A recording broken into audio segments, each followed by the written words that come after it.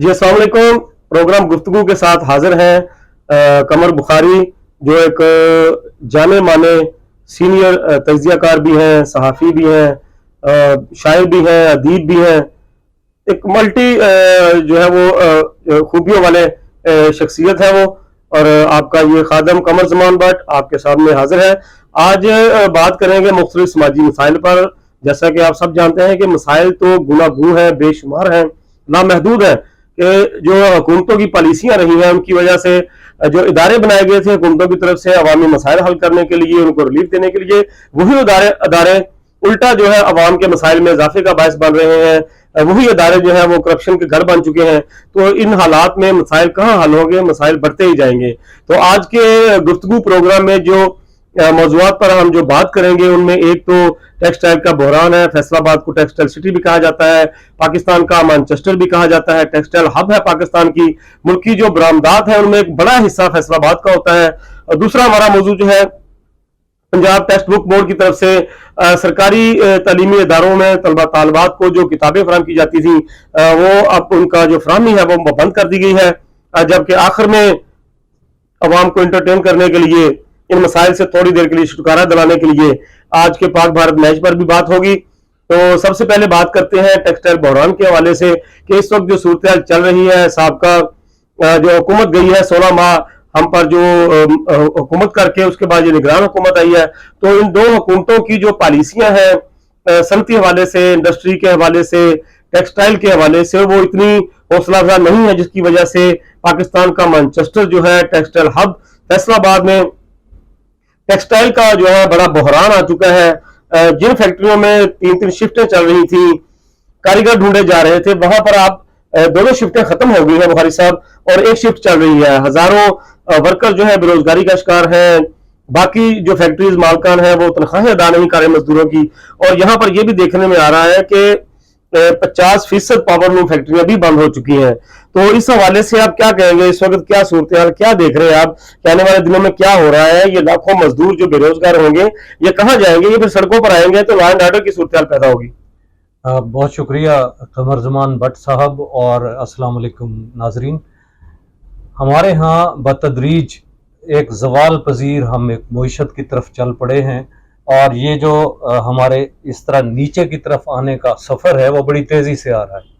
इसमें किसी एक हम दौर को नहीं कह सकते, ये बतदरीज हमने जवाल का सफ़र शुरू किया है और हम बड़ी तेज़ी से अब नीचे की तरफ लुढ़कते चले आ रहे हैं। मैं भट्ट साहब रात आ रहा था, मैं एक चौक में मैंने देखा कि कुछ नौजवान जिन्होंने बेलचे हाथों में उठाए हुए हैं और वो भीख मांग रहे हैं, कहते हैं कि जी हम खाना नहीं खा सके आज का। तो ये मजदूरों का हाल है। अगर मजदूर को रोटी नहीं मिलेगी और ये टेक्सटाइल मिलें नहीं चलेंगी, जैसा आप बता रहे थे कि 3-3 शिफ्टों में काम हो रहा था, फिर 2 पे आ गया और अब वो एक शिफ्ट में आ गया है, तो ये हमें इसके ऊपर गौर करना पड़ेगा कि आखिर क्या वजूहात हैं जिसकी वजह से हमारा टेक्सटाइल, खास तौर पे पाकिस्तान टेक्सटाइल सिटी फैसलाबाद का, मैनचेस्टर ऑफ पाकिस्तान, फिर आप ओवरऑल देख लें कि हमारी कॉटन की फसल किसी तरीके से खत्म कर दी गई है। जनूबी पंजाब, मैं भी उस इलाके का रहने वाला हूँ, गढ़ होता था, ये गढ़ हुआ करता था 90 की दहाई तक। टोटल कॉटन वहां पैदा होती थी, फिर सिंध में भी होती थी। अब सूरत हाल ये है कि वहाँ लोग धान काश्त कर रहे हैं, वहाँ गन्ना काश्त कर रहे हैं, और कपास को बतदरीज ख़त्म कर दिया गया। आप बताएं कि इसके वजूहात क्या हैं? आप चूँकि सहाफ़ी हैं और सीनियर तज्ज़िया निगार, मुझे नहीं समझ आती कि हमारी मिलों में जब तक चिमनियाँ धुआं नहीं उगलेंगी तो किस तरह हम कपड़ा बनाएंगे और इसे एक्सपोर्ट की सतह पे लेके जाएंगे। बिल्कुल, एक्सपोर्ट जो है वो आपने एक्सपोर्ट की बात की है, तो टेक्सटाइल बरामदात जो है हमारी वो मुसलसल 11 माह से जो है वो 11वें माह में कमी का शिकार है। अगस्त में हमारी बरामदात 6% कमी के बाद 1 अरब 48 करोड़ डॉलर रह गई है। जबकि अगर रवा माली साल की बात की जाए तो टेक्सटाइल बरामदात 19% मजमूई तौर पर गिरी है। पावरलूम सेक्टर की बात कर रहा था कि 50% पावरलूम फैक्ट्रियां बंद हो गई हैं, और फिर वही दोबारा दौर आ गया है कि पावर लूम फैक्ट्रियां, उनकी मशीनरी जो है फिर कबाड़ में, कोड़ियों के दाम में फरोख्त हो रही है। फैसलाबाद में मुख्तलिफ मकामात पर पावर लूम फैक्ट्रियां सेल हो रही हैं कोड़ियों के भाव में। تو آپ کہہ رہے ہیں کہ اس کی وجہ کیا ہے, کیسے یہ ڈکلائن آیا ہے؟ تو جیسا کہ میں نے پہلے کہا کہ یہ حکومتوں کی پالیسیاں ایسی رہی ہیں کہ وہ اپنے مفادات دیکھتے رہے ہیں, اپنوں کو نوازتے رہے ہیں, لیکن انہوں نے یہ نہیں سوچا کہ اجتماعی طور پر پالیسی ایسی بنائی جائے جس کی وجہ سے ٹیکسٹائل کو ریلیف ملے. ابھی پچھلے جو چند ماہ پہلے جو ہے سابقہ جو 16 ماہ کی حکمران گزرے ہیں, انہوں نے کیا کیا ہے کہ جو ٹیکسٹائل کے لیے سوئی گیس کا اور بجلی کی سبسڈی تھی وہ ختم کر دی گئی اکثر طور پر, جس کی وجہ سے یہ بڑا ڈکلائن آیا ان کے لیے. انہوں نے چونکہ غیر ملکی بائرز کے ساتھ وہ سودے کیے ہوئے تھے, ان کے ساتھ وہ ایندھن کے جو ایک ان کو جو سپلائی آ رہی تھی, بجلی سبسڈی پہ مل رہی تھی, گیس سبسڈی پر مل رہی تھی, اس حساب سے ریٹ انہوں نے ان سے مقرر کیے ہوئے تھے. اب جب ایک دم سے حکومت نے بغیر اعلان کے جب بجلی اور گیس کی جو سپلائی ہے وہ ان کو سبسڈی ختم کر دی ہے, تو وہ ان کے وہی ریٹ جو ہے وہ اب اس کی پیداواری لاگت جو ہے وہ بڑھ گئی ہے. ان کو وہاں سے جو سودے انہوں نے کیے ہوئے ہیں وہ کم ریٹ پر کیے ہوئے ہیں, یہاں پہ ان کی پیداواری لاگت بڑھ گئی ہے, تو لامحالہ یہ ڈکلائن کا شکار ہوگی صورتحال. اس کے ساتھ ساتھ جو ایک بڑی چیز ہے, اب جب سوئی گیس اور بجلی پہ سبسڈی ختم کی گئی ہے تو اس کے متبادل ایندھن کیا استعمال ہو رہا ہے وہ ہم دیکھتے ہیں. کبھی فیکٹری ایریا میں جاتے ہیں تو وہاں پر کیا دیکھتے ہیں, کوئی فیکٹری وہاں پر جو ہے لکڑی استعمال کر رہی ہے جلانے کے لیے, کہیں بھوسا استعمال ہو رہا ہے, کہیں بھٹا استعمال ہو رہا ہے, اور کسی جگہ پہ درختوں کی میں دیکھا ہوں کئی جگہ پہ پتے بھی استعمال ہو رہے ہیں. باقاعدہ جو ہے وہ سفیدے کے پتے جو ہے وہ ٹرالیاں ٹرک بھر بھر کے آ رہے ہیں اور وہ پتے بطور ایندھن استعمال ہو رہے ہیں. تو وہ ان کو جو ہے وہ سبسڈائز گیس اور بجلی سے زیادہ مہنگے یہ متبادل ایندھن پڑ رہا ہے. تو اسی وجہ سے جو ہے وہ ان کو ریلیف نہیں مل رہا, ان پر پیداواری لاگت بڑھ رہی ہے. جب پیداواری لاگت بڑھے گی تو ان کا کام کم ہوگا, وہ سودے کم کریں گے, جس کی وجہ سے وہ فیکٹریوں سے مزدور بھی فارغ کر رہے ہیں. تو اب وہ مزدور فارغ ہوں گے تو امن و امان کا مسئلہ پیدا ہوگا. بھی دیکھیں کہ یہ فیصل آباد اور اس کے نواحی جو علاقے ہیں وہاں پر ڈکیتی کی وارداتوں میں بہت زیادہ اضافہ ہو گیا ہے, چوری کی وارداتوں میں بہت اضافہ ہو گیا ہے, مزدور خودکشی کر رہے ہیں. تو اس کا حل بات یہی ہے کہ حکومت اس کا سنجیدگی سے نوٹس لے اور اس حوالے سے ٹیکسٹائل انڈسٹری کے حوالے سے خاص طور پر انڈسٹری اوور آل انڈسٹری کے حوالے سے عمومی طور پر اس کو نوٹس لے کے ایسی پالیسیاں دینی چاہیے جن کی وجہ سے ان کو صنعت کاروں کو ریلیف ملے, اور صنعت کاروں کو ریلیف ملے گا تبھی ہماری برآمدات جو ہے ان میں اضافہ ہوگا. تو یہ صورتحال ہے.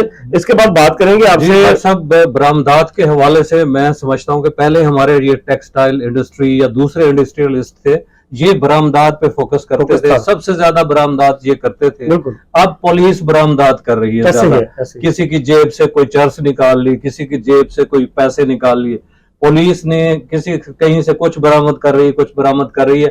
تو ہماری برآمدات جو کہ پروڈکٹیو ہونی چاہیے تھی وہ اب بالکل نہیں ہو رہی, اور اس کی وجہ سے ہمارے اوپر بڑا دباؤ ہے. پاکستان میں زر مبادلہ کے ذخائر بھی کم ہو رہے ہیں. جی بالکل بخاری صاحب, جیسا کہ آپ نے کہا کہ جو ہماری برآمدات پروڈکٹیو ہونی چاہیے تھی وہ جیسا آپ نے پولیس کا ذکر کیا تو وہ اب پروڈکٹیو کی بجائے پاکٹیو ہو گئی ہے. یہ پاکٹ جو ہماری جا رہی ہیں شہریوں کی, عوام کی, ہر سطح پر ہر ادارے کی طرف سے جو دن دہاڑے ان کی جیبوں پر ڈاکے ڈالے جا رہے ہیں. بڑا افسوسناک صورتحال ہے یہ. تو دوسرے موضوع پہ بات کریں گے کہ حکومتیں جو آتی ہیں, ریاست جو ہوتی ہے وہ کہا جاتا ہے وہ ماں ہوتی ہے, باپ ہوتا ہے وہ عوام کا, اپنی مملکت کا, تو وہ عوام کو ریلیف دیتی ہے. اب اتنے ٹیکسز کوئی بھی بل اٹھا کے دیکھ لیں اس میں کم از کم 13 سے 15 جو ہے مختلف ٹیکسز. اب یہ ادارے جو ہیں یہ عوام کو ریلیف دیتے ہیں, اپنی پروڈکٹ سیل کرتے ہیں, تو ڈسٹریبیوٹ کرتے ہیں. تو ڈسٹریبیوشن اداروں کو وہ جو ہے وہ ٹیکس کلیکٹر بنا دیا گیا ہے کہ تمام بلوں میں جو ہے وہ تمام سطح کے ٹیکس جو ہے وہ جمع کیے جا رہے ہیں, بجائے اس کے کہ اگر ایک باپڈا کا ادارہ ہے, فیسکو ہے یا کوئی اور ڈسکو ہے جو بجلی تقسیم کار ہے, تو بجائے اس کے کہ صرف اپنی بجلی کی قیمت لیں وہ اس میں 10-12 قسم کے جو ٹیکس جو ہے وہ وصول کر رہے ہیں, تو ایف بی آر کو بند کر دینا چاہیے. دوسرے جو اس طرح کے ٹیکس وصولی کے ادارے ہیں ان کو ختم کر دینا چاہیے. تو اگر یہ سب سے پہلے تو بات یہ ہے کہ یہ تمام جو ناروا قسم کے ٹیکسز ہیں ان کو ختم ہونا چاہیے. تو دوسرا موضوع جو ہے میں بات کر رہا تھا کہ کتابوں کے حوالے سے, علم کے حوالے سے, کہ ترقی یافتہ ملکوں میں جائیں تو وہاں پر تعلیم کے فروغ کے حوالے سے بجٹ میں 25 سے 30-40% تک جو ہے بجٹ کا حصہ مختص کیا جاتا ہے. اگر پاکستان کی بات کی جائے تو بہت افسوسناک ہے کہ یہاں پاکستان میں صرف 4-5 یا صرف 6% جو بجٹ کا ہوتا ہے وہ تعلیم کے لیے مختص کیا جاتا ہے. کتابیں جو دی جاتی تھیں مفت میں طلبہ طالبات کو اسکول لیول پر, وہ کتابیں جو ہے اب ان کو فراہم کرنا بند کر دی گئی ہیں, جو بہت افسوسناک ہے. غربت پہلے ہی ہے, مہنگائی پہلے ہی ہے, تو اس پہ کچھ آپ روشنی ڈالیں گے؟ ہماری سب سے بڑی بدقسمتی یہ ہے کہ ہم نے کتابوں کے اوپر توجہ نہیں دی, اور یہ کتاب ہی ہے جو کسی قوم کو सीढ़ी की तरफ ऊपर की तरफ लेके जाती है। मैंने भट्ट साहब एक किताबों की बेकदरी पे एक शेर लिखा था, और वो मैंने लिखा कि सुनो बारिश के चंद छींटों, सुनो फुटपाथ की ईंटों, तुम्हारे ज़ौक़ की खातिर किताबें लिख रहा हूं मैं। तो ये किताबें तो नीचे फुटपाथों पे मिल रही हैं। अगर बच्चों को टेक्स्ट बुक बोर्ड की किताबें मिल रही थी तो बच्चों की किताबों के साथ एक जुड़त, एक वाबस्तगी, एक मोहब्बत, ये रिश्ता कायम हो रहा था, ये उस्तवार हो रहा था। कहते हैं कि भरे घर के लिए मुश्किल थी आटे की खरीदारी, बिलाखिर बाप ने बच्चों के बस्ते बेच डाले हैं। तो आज तो बच्चों के बस्ते बेचने का टाइम आ चुका है, लोगों की रोटी पूरी नहीं हो रही। मुझे नहीं समझ आती कि इस फैसले के पीछे वो कौन सी लॉबियां हैं जो बच्चों को तालीम से महरूम करने पे उतर आई हैं। मेरा ख्याल है हुकूमत को इस पे संजीदगी से सोचना होगा कि ये हमारी नौजवान नस्ल जब तक किताब के साथ अपनी वाबस्तगी नहीं करेगी तो किस तरह हम तरक्की याफ्ता कौमों में शामिल हो। जी बिल्कुल बुखारी साहब, आपने बड़ी अच्छी बात की है कि बच्चे जो है वो बाप ने बस्ते भी बेच डाले हैं, लेकिन यहाँ पर तो सूरत इस वक्त ये है कि यहाँ पर जो हुकूमतें आ रही हैं उन्होंने तो पाकिस्तान के रस्ते तक जो है वो गिरवी रखवा दिए हैं, मोटरवे को गिरवी रखवा दिया है। बस्ते तो एक तरफ, अब रस्ते भी बिकना शुरू हो गए हैं पाकिस्तान में। तो ये बहुत अफसोसनाक सूरत हाल है वाकई। इस पे जो है और बाब इख्तियार को सख्त नोटिस लेना चाहिए कि आमतौर पर देखा जाए तो ब्यूरोक्रेसी के जो बड़े बड़े शहंशाह हैं या दीगर जो सियासतदान है उनके अपने बच्चे तो पाकिस्तान में पढ़ते नहीं, वो फॉरेन कंट्रीज में है, अमेरिका में है, यूरोपियन ममालिक में है, वहां पर वो पढ़ते हैं। उनको इन चीजों से कोई दिलचस्पी सरोकार नहीं है। अवाम को भी चाहिए कि ऐसे लोगों को मुंतखब करें जो उनके बच्चों का ख्याल करें, उनकी बच्चों की सेहत, तालीम और दीगर जो जरूरियात हैं उनका ध्यान रखें और ये उनको रिलीफ उनको वहां पहुंचाया जाए। तो आपने मुझे एक चीज, माफी चाहता हूं क्योंकि वो टॉपिक तो बहुत पहले गुजर गया था, कि टैक्स की आपने बात की कि बिलों में इतने टैक्स आयद कर दिए गए हैं कि इंसान गिनने पे आए तो वो गिन नहीं सकता। पुराने जमाने में बिलों से इंसेक्ट निकला करते थे, कीड़े मकोड़े, तो आजकल बिलों से टैक्स निकल रहे हैं कि हमें वो कीड़े मकोड़े देखने की जरूरत नहीं, बल्कि हमें कीड़े मकोड़े जैसा बना दिया गया। बिल्कुल, ये इस पे जो है ये मौजूदा हुकूमत को भी नोटिस लेना चाहिए और जो आने वाले जो इलेक्शंस में जो मुंतखब होंगे नुमाइंदे, वो भी अगर असम्बलियों में जाते हैं तो इस हवाले से उनको चाहिए कि इस पे जरूर कोई बिल पास करने चाहिए, तमाम टैक्सेस खत्म करने चाहिए और इसके साथ साथ ये फौरी तौर पर जो तलबा तालबात को मुफ्त किताबें पंजाब टेक्स्ट बुक बोर्ड की तरफ से फराहम की जा रही थी, उनकी फराहमी एक दफा फिर जो है फ्री में यकीनी बनानी चाहिए।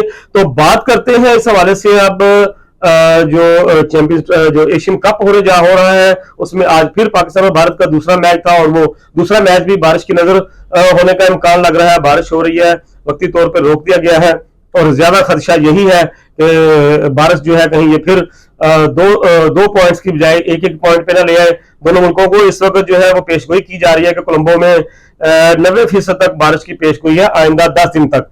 तो इस सूरत हाल में दीगर मैचेस भी मुतासर होंगे और खदशा है।